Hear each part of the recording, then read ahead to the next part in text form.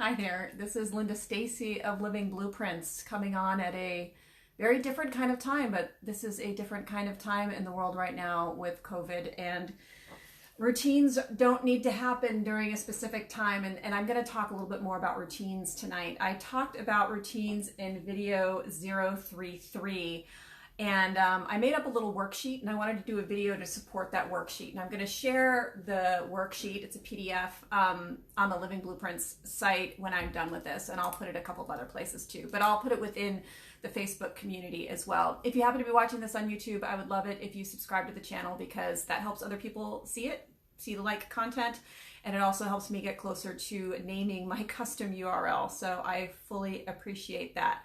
But again, back to the whole topic of routines and the fact that we've seen so many people say, keep it to a routine these days. And I'm really kind of loving the freedom of not having to be so timed in my routine right now. I still try to get, specific things done day to day, but I feel that I don't have to be as rigid about my routine. I know that's not the case for everyone. I know a lot of people have all sorts of things going on right now. But as I said before, we don't do routine for the sake of routine. Routine is really a tool in order to support something that we're trying to bring into our life, something that we want to make better.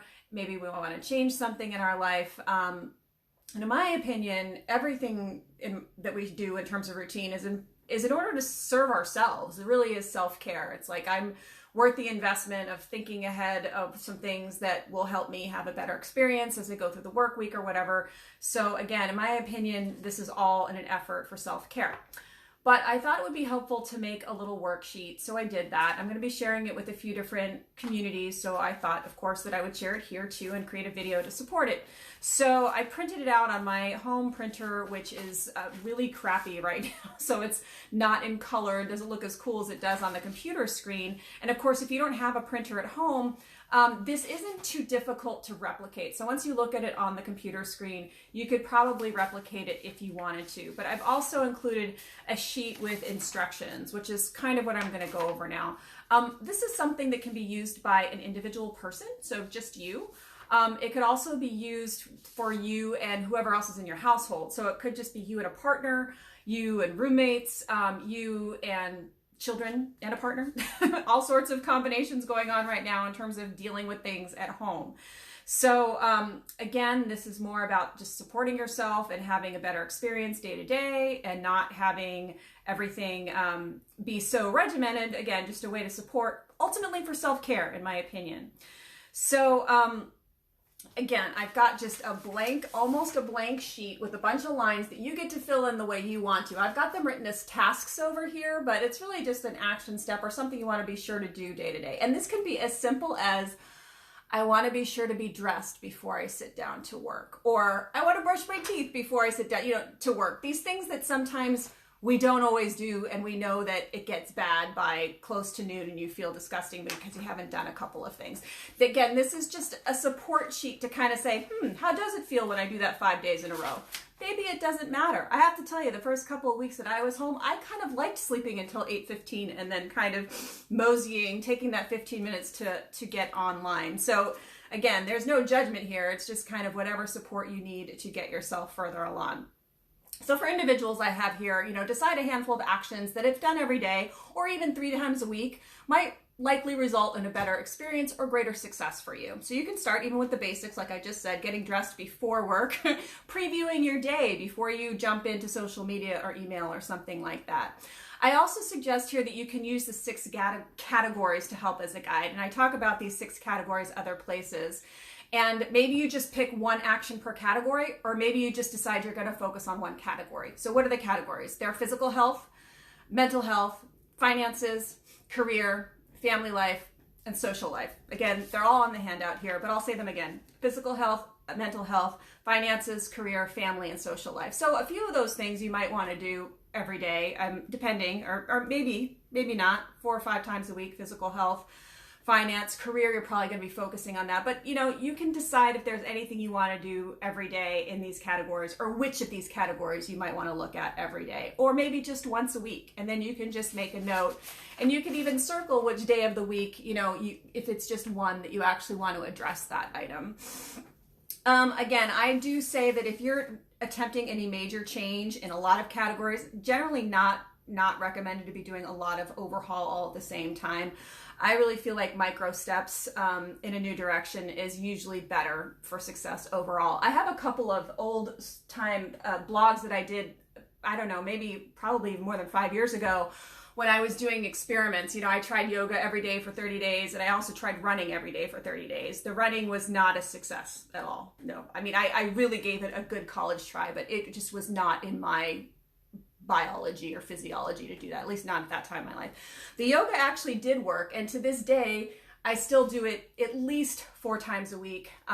It's often 7 days a week, and it's only 10 minutes, but 10 minutes every day has had an awesome, phenomenal effect, and it's something that I can achieve. Whereas getting to a yoga studio, especially now, not possible, but even in my regular life, getting to a yoga studio is not as easy, nor is even, you know, giving it the full, however long you're supposed to give it, 45 minutes to 90. Just a couple of examples here. And then I say at the end of the week, assess how well it went, what needs to be adjusted, and where were you maybe overestimating, you know, what can be done. And then assess and tweak. I really like, though, to do experiments over the course of a month, especially if it's for me personally. I feel like you're really giving it more time. And then I've got this note here, too, that you could also use this with your family or with your partner if there are limited resources in your household, especially when it comes to space.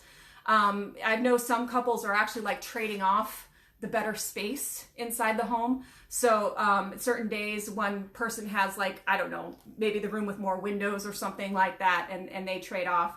And, you know, some people need quiet time and some people don't. And I think that just talking about that and what would be supportive for each individual is a good thing. And then you guys can, you know, agree what you're going to commit to so that everyone can have the best possible week. And as I said in a couple of these sessions, if you have kids and you're trying to get them to kind of cooperate, really trying to get their buy-in in this process, I think is a really good way to go, to kind of teach them that skill of getting at what they need. I mean, they're humans too. They have things that will help them be more successful, and asking them what those things would be. Of course, I do feel the adults are ultimately in charge of what's happening, but listening to them and having everyone agree that they can commit to helping the other people have a successful experience in this time. And these tools are even helpful when we're not in times of COVID, just to be talking about what types of behaviors are supportive for different people in the household. So again, I'm going to put this in the Living Blueprints community page on Facebook, and maybe a couple of other places as I share this video down the line. But, you know, a lot of times we'll do these type of things for a while and then we stop doing them. Sometimes, like I said before, I feel like we don't give it enough time. That's why I like the 30 days. You got to really kind of get over the hump of there can be some painful elements to trying new things in the beginning. Like, it's too much work or effort until you get used to it. If you're trying to run or you're trying to lift weights, it literally like hurts, you know, it's like physically uncomfortable. I don't like doing this. I did not like snowboarding for a long time when I was learning how to do it, but eventually, you know, you know that there's a gain at the other end of it. So you keep going, right? But not everyone does. But anyway, I just stick with things for a long period of time, kind of stay with them. But it's true that kind of we have this human tendency to drop things that are supporting us. Just recognize again that you are worth the time and effort. This is ultimately for your own self-care, and we're worth it. We're worth making changes in positive directions. I really believe that. I wanted to say too that I recently did this online program. I actually did it for 2 different groups, this New World Now What, how to navigate, regroup, and reset in uncertain times. And I'm going to be reaching out to other organizations to see if they are interested. I know a lot of groups are being bombarded by people like me who have programs for them. But if you actually do have a group that could benefit from a program that kind of gives people some personal skills and hope and, you know, a path when things are so uncertain, I am absolutely here to be of assistance. But, you know, I wish everyone peace and love and joy, and really recognizing the positives that can be seen in much of this. And I'm going to read this line again from from optimized you, which is backwards for you in the reflection here. But in the closing of the book, I write, you know, if we are lucky, life, including our work life, gets more detailed, interesting, and dynamic as we move through its stages. However, if we don't have the tools to help us develop new approaches, the increased complexity turns to burden and can block our ability to thrive. And a lot of what I'm discussing is not rocket science, and it's not like I invented it. I think, though, that what I've tried to do is employ as much as I read, and in order to make this experience, this existence that we have, more seamless, more enjoyable, more satisfying, more fulfilling. Because when it gets hectic and crowded and crazy making, we're just drained and pooped, and we have no space to really feel like we're growing in all of the ways that we want to grow. So again, I wish everyone hope and love and an awesome, awesome week, and have a good one. Bye-bye.